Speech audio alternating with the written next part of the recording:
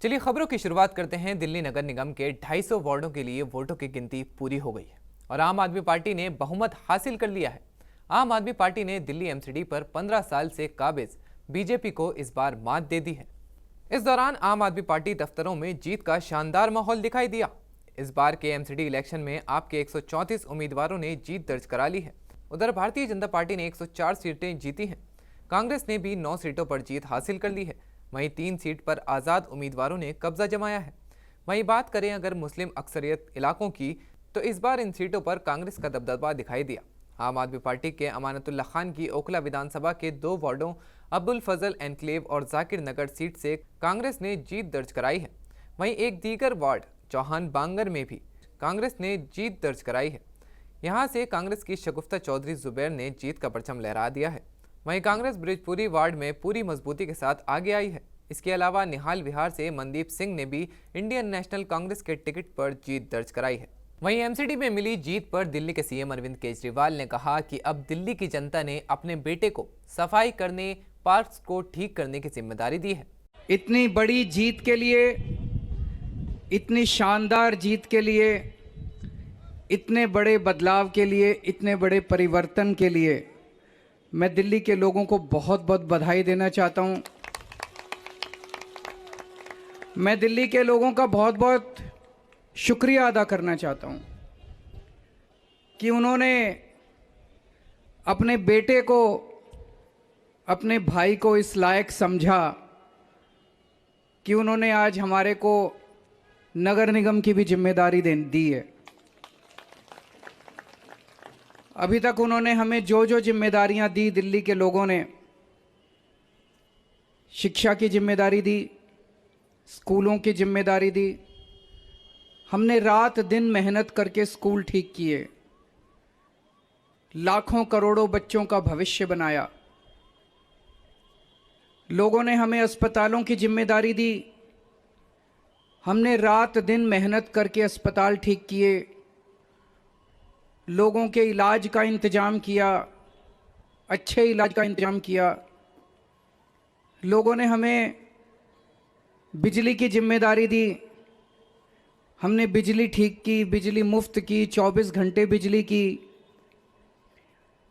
आज दिल्ली के लोगों ने अपने बेटे को, अपने भाई को दिल्ली की सफाई करने की जिम्मेदारी दी है, भ्रष्टाचार दूर करने की जिम्मेदारी दी है, पार्कों को ठीक करने की जिम्मेदारी दी है। कई सारी जिम्मेदारियां आज दी हैं। इतना प्यार दिया आपने, इतना विश्वास किया आपने मेरे ऊपर, इसके लिए मैं आपका ऋण कभी नहीं चुका सकता। मैं पूरी कोशिश करूंगा रात दिन मेहनत करके आपके इस भरोसे को कायम रखूं, ऐसी मेरी हमेशा कोशिश रहेगी। दिल्ली एमसीडी इलेक्शन में आम आदमी पार्टी को जीत मिलने की खुशी में आईटीओ पर वाक़े आम आदमी पार्टी दफ्तर में जीत का जश्न मनाया गया, जिसमें तमाम पार्टी लीडरान और कारकुनान ने शिरकत की। वहीं इस दौरान कई लीडरान ने एमसीडी में आपकी जीत पर खुशी का इजहार किया। मैं बहुत खुश हूँ और 28 नहीं, अभी तो बाकी रह रहे हैं वार्ड खुलने बगैर, अभी तो और आएंगी। और जनता ने जो काम के ऊपर वोट दिया है, जो दिल्ली को गंदगी मचा के कूड़ा सारी चीज बेच दी। एमसीडी में ना स्कूल में काम किया है, ना हॉस्पिटल का छोटा मोटा काम किया, ना नाली सीवर का काम किया है, ना कर्मचारियों को तनख्वाह दिया, वेतन दिया है। तो जनता ने इस बाल उखाड़ के फेंक दिए है।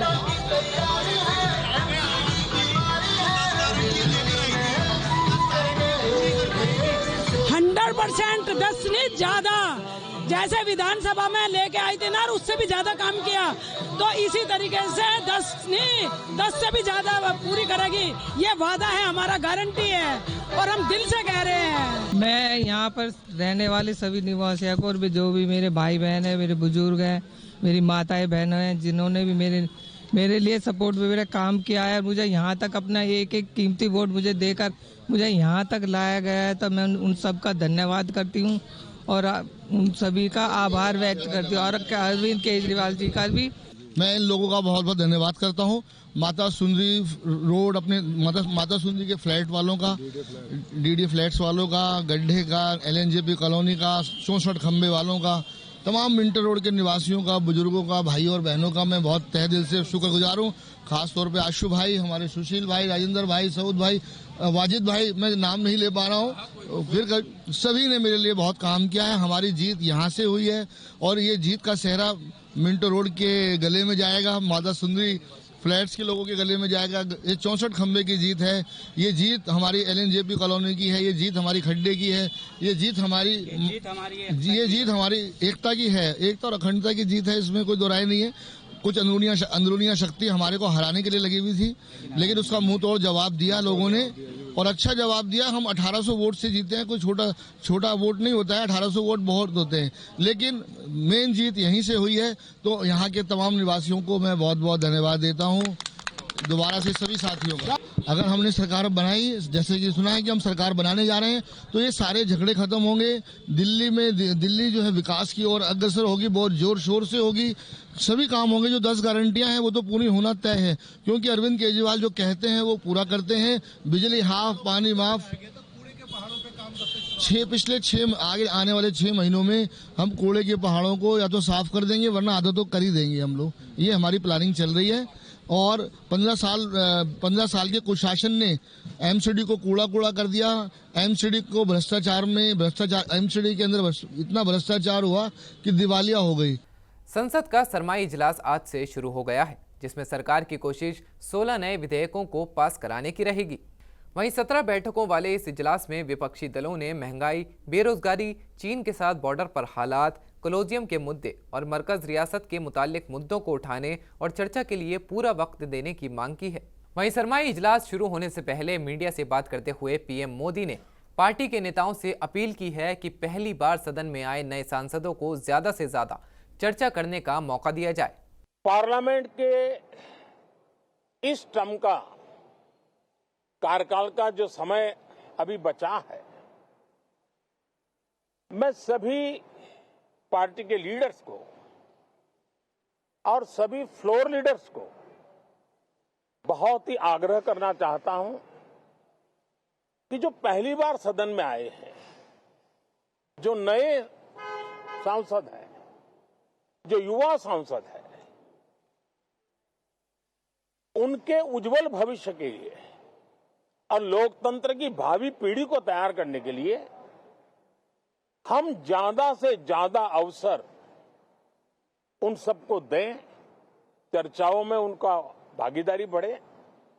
पिछले दिनों करीब करीब सभी दलों के किसी न किसी सांसद से मेरी अनौपचारिक मुलाकातें जब भी हुई हैं, एक बात जरूर सब सांसद कहते हैं कि सदन में हो हल्ला और फिर सदन स्थगित हो जाता है, उससे हम सांसदों का नुकसान बहुत होता है।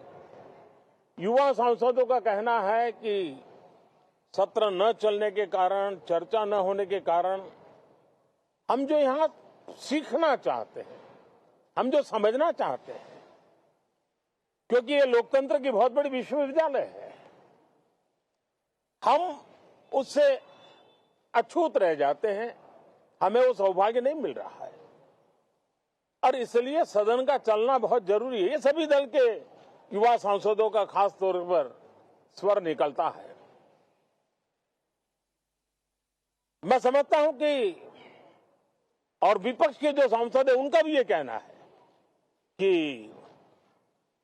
डिबेट में हमें बोलने का अवसर नहीं मिलता है, उसके कारण सदन स्थगित हो जाता है, उसके कारण हो हल्ला होता है, उसके कारण हमें बहुत नुकसान होता है। मैं समझता हूं कि सभी फ्लोर लीडर, सभी पार्टी लीडर्स हमारे इन सांसदों की वेदना को समझेंगे, उनके विकास के लिए, देश के विकास में उनके सामर्थ्य को जोड़ने के लिए, उनका जो उत्साह है, उमंग है, उनका जो तजुर्बा है, उन सब का लाभ देश को मिले, निर्णयों में मिले, निर्णय प्रक्रियाओं में मिले। ये लोकतंत्र के लिए बहुत आवश्यक है। मैं बहुत ही आग्रह के साथ सभी दलों से, सभी सांसदों से इस सत्र को और अधिक प्रोडक्टिव बनाने की दिशा में सामूहिक प्रयास हो। रिजर्व बैंक ऑफ इंडिया ने आज अपनी मॉनेटरी पॉलिसी की बैठक के फैसलों का ऐलान कर दिया है। आरबीआई ने एक बार फिर रेपो रेट में 30 बेसिस पॉइंट या 0.35% का इजाफा कर दिया है, जिसके बाद अब रेपो रेट 5.90% से बढ़कर 6.25% हो गई है। रिजर्व बैंक के गवर्नर शक्तिकांत दास ने मुल्क में लगातार बढ़ती महंगाई पर काबू पाने के लिए ये कदम उठाया है। ये लगातार 5वीं बार है जब इस साल आरबीआई ने रेपो रेट बढ़ाया है। आरबीआई के रेपो रेट बढ़ाने से एक तरह तो आपके लोन की ईएमआई बढ़ेगी, वहीं दूसरी तरफ आपके लिए घर कार खरीदना भी महंगा हो जाएगा। रेपो रेट वो दर है जिस पर आरबीआई बैंकों को लोन देता है, इसलिए अगर रेपो रेट में बढ़ोतरी होती है तो लोन की ब्याज दर भी बढ़ जाती है। कर्नाटक और महाराष्ट्र के बीच बॉर्डर तनाज़ा फिलहाल थमने का नाम नहीं ले रहा है। दोनों रियासतों के बॉर्डर पर कन्नड़ पार्टी के कारकुनान ने महाराष्ट्र से आने वाले ट्रेनों को नुकसान पहुंचाया है। टोल नाकों पर एहतजाज के दौरान बेंगलुरु हाईवे से गुजरने वाली ट्रेनों को नुकसान पहुंचाया गया है। कई गाड़ियों पर भी पथराव किया गया है और शीशे तोड़े गए। वहीं दूसरी ओर महाराष्ट्र में भी कुछ लोगों ने कर्नाटक की रोडवेज बसों पर स्प्रे कर उन पर जय महाराष्ट्र लिख दिया। दोनों रियासतों के नेताओं के बीच बयानबाजी का सिलसिला जारी है। पिछले कुछ दिनों से कर्नाटक के सीएम बोम्मई कह रहे हैं कि महाराष्ट्र के कुछ गांवों को कर्नाटक में जोड़ा जाएगा। वहीं महाराष्ट्र के सीएम एकनाथ शिंदे ने इस मामले में वजीर दाखिला अमित शाह से मदाखलत की अपील की है। वहीं इस मामले पर शिवसेना लीडर संजय राउत ने अपने रद्द अमल का इजहार करते हुए महाराष्ट्र सरकार पर हमला बोला है। उन्होंने क्या कुछ कहा है, आइए आपको सुनवाते हैं। डेफिनेटली अगर केंद्र की मंशा नहीं होती तो ये नहीं होता। कर्नाटक में किसके मुख्यमंत्री है और किसकी सरकार है? बीजेपी की सरकार है। महाराष्ट्र में किसकी सरकार है? बीजेपी की सरकार है। आपको समझता नहीं क्या चल रहा है महाराष्ट्र में? पहले कभी नहीं हुआ था, अचानक कैसे हो गया ये? पहले कभी किसी मुख्यमंत्री ने सोलापुर और सांगली पे दावा नहीं बोला था, ये पहली बार हो रहा है।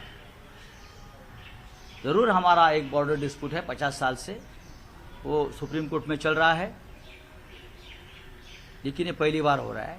अगर केंद्र अपने आप को ताकतवान मानता है, मैं तो मानता हूँ केंद्र हमारा बाप है, ये फेडरल सिस्टम है, तो आपकी जिम्मेदारी है आपके मुख्यमंत्री को रोकने की। आप उसको रोकते क्यों नहीं? कौन है बोम्मई? ये बोम्मई भी कांग्रेस से आया हुआ आदमी है, बाहर का, एक बीजेपी का ओरिजिनल आदमी नहीं है। जैसे यहाँ भी मुख्यमंत्री ओरिजिनल नहीं है। सबको हमारे खिलाफ उनके कंधे पर बंदूक रखकर महाराष्ट्र के ऊपर गोलीबारी चल रही है, लेकिन छत्रपति शिवाजी महाराज का ये महाराष्ट्र है, ध्यान रखिए।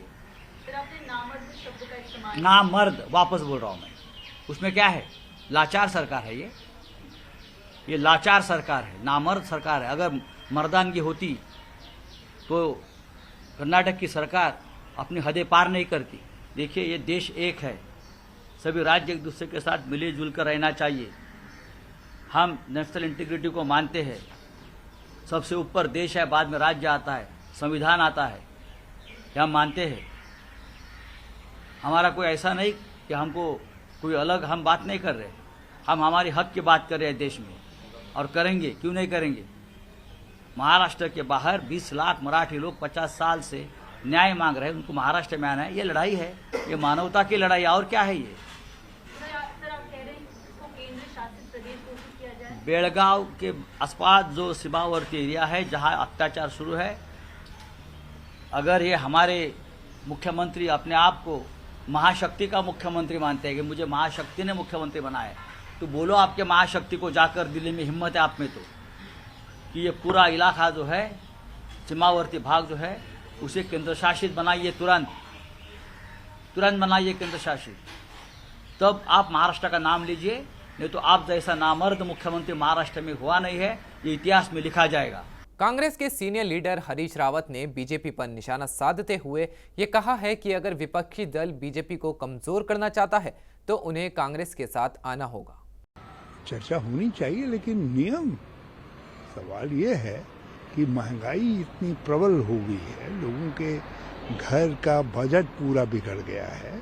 यहाँ रसोई में गैस नहीं जलती है, गृहिणी का दिल जलता है। तो ऐसी स्थिति के अंदर जो है एक सामान्य चर्चा नहीं, बल्कि जिस रूल के अंदर अपोजिशन चाहता है उस रूल के अंदर चर्चा होनी चाहिए, ताकि चीज़ की गंभीरता रिफ्लेक्ट हो सके और आम आदमी तक ये संदेश जा सके कि पार्लियामेंट गंभीर है, गवर्नमेंट गंभीर है, अपोजिशन गंभीर है हमारी महंगाई के सवाल पर। ठीक है इसमें, मगर जो एटीट्यूड, जनरल एटीट्यूड है गवर्नमेंट का, वो एटीट्यूड जो है एक नज़र वाला नहीं है। सवाल तो आप जो है सबको एक नज़र से देखिए। सरकार के लिए आवश्यक है कि वो सबको बराबर महत्व दे। सर इस समय स्थिति तो यह है कि कांग्रेस ही ड्राइविंग सीट पर है अपोजिशन की, तो इसलिए जो विपक्ष के तौर पर विकल्पों को तलाश कर रहे हैं उनको इस सत्य को स्वीकार करना चाहिए। जब तक वो इस सत्य को स्वीकार नहीं करेंगे तो भाजपा को शक्ति मिलती रहेगी। और अपोजिशन की पार्टीज का एटीट्यूड ये नहीं होना चाहिए कि हमको कांग्रेस को कमजोर करना है। यदि आप वास्तव में भाजपा को रिप्लेस करना चाहते हैं, आप डेमोक्रेटिक कॉन्स्टिट्यूशनल डेमोक्रेटिक फोर्सेस को आगे लाना चाहते हैं, तो फिर आपको कांग्रेस के साथ कांग्रेस को एक सहयोगी मान करके चलना पड़ेगा। इसमें कोई शक नहीं कि कश्मीरी पंडितों को सुरक्षा देने में वर्तमान सरकार बिल्कुल नाकाम हुई है और ये स्थितियों का राजनीतिक फायदा तो उठाना चाहते हैं, लेकिन पंडितों की वापसी के लिए कश्मीर के अंदर कोई गंभीर प्रयास पिछले 8 सालों में दिखाई नहीं दिए। मरकजी वजीर पशुपति पारस ने बिहार सरकार पर हमला बोलते हुए ये कहा है कि जब से बिहार में सरकार बदली है तब से वहां दलितों पर अत्याचार बढ़ा है।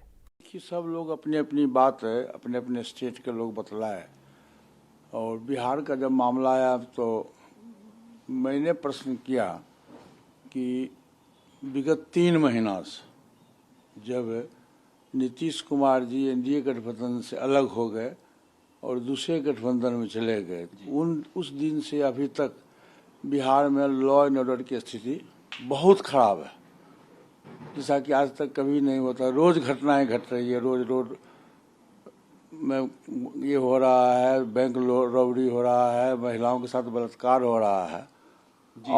और मैंने कहा कि सबसे बड़ी बात ये है कि जब से सरकार बदली है तब से दलितों पर अत्याचार हो रहा है, और दलित में भी पासवान समाज के जो हमारे लोग हैं, खास करके महिलाओं के प्रति बहुत गलत व्यवहार हो रहा है। आज से 5 दिन पहले अरवल में पलासी गांव है, वहाँ एक बगल का पड़ोसी ही दारू पी करके एक महिला के साथ में, महिला का नाम सुमन देवी थी, सुमन देवी के साथ में बलात्कार करना चाहा।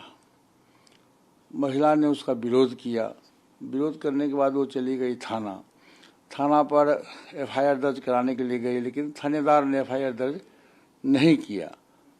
वो लौट के घर चली आई। उसके आक्रोश में वो लड़का रात में घर में बाहर से ताला लगा दिया और पेट्रोल छीट के आग लगा दिया। उस घर में 2 ही, एक माँ थी और एक बेटी थी उसकी, एक 5 वर्ष की बेटी है और बेटी श्रद्धा देवी नाम था, और सुमन देवी दोनों, एक तो स्पॉट में डेथ हो गया, पीएम से जाते जाते मर गई।